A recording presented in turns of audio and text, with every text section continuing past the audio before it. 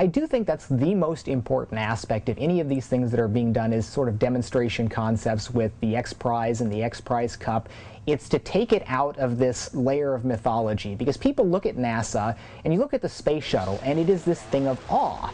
And that's actually half of its point. You know, it's a point of national pride, national treasure, and all of this stuff. And being awesome in this level is sort of the point of what it's all about, not so much getting to space in there. And people look at that and rightly so say, I could never build a space shuttle. And they're absolutely right. You know, it takes tens of billions of dollars to go put something like that together. But if you look at it and you start seeing something like Spaceship One or some of the Armadillo vehicles, and especially as you get down to looking at some of our particular things where people look at it and say, that's just some metal and some electronics and some kerosene and alcohol or whatever, and it becomes much more reasonable to think about it, because a lot of smart people won't spend their time thinking about something that they're convinced is just impossible. That's kind of a waste of time.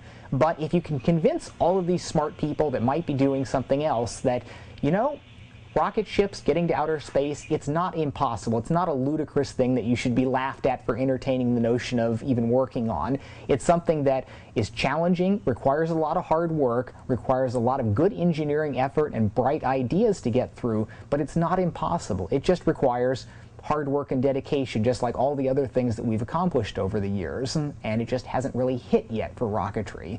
And of course that makes it a really exciting time to be in, where you want to be there when the breakthrough is kind of made and when it really does get radically cheaper and you get all of this positive feedback going on of the capabilities allowing people to think about new things that nobody had even considered before, which cause more demand for these capabilities, and you get this positive spiral going forward that we've seen in so many other industries. I mean, we want to see the aerospace stuff follow some of the the cycles of improvement that you see in electronics, say, and it's absolutely possible, and it could be happening in the coming decades. That's good.